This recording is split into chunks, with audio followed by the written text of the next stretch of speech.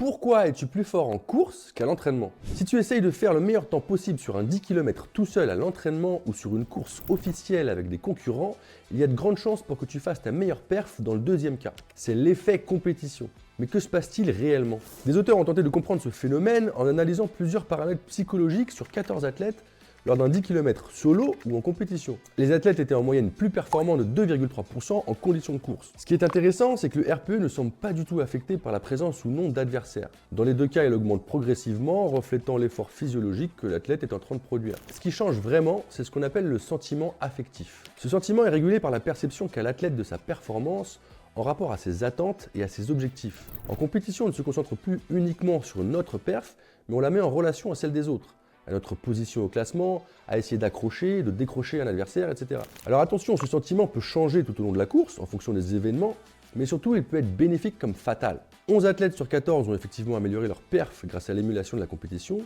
mais 3 athlètes ont abandonné en condition de course alors qu'ils étaient à des RPE similaires à celui de leur chrono en solo. Leur abandon n'est donc pas dû à une défaillance physiologique, mais purement affective et mentale. Ils ont fait face à un sentiment négatif qui a diminué leur motivation et leur envie d'aller se faire mal. L'approche mentale sur une course est donc très importante, et notamment la fixation des objectifs. C'est ce qui va réguler l'attention et les attentes de l'athlète pendant la course, et donc directement impacter sa performance finale.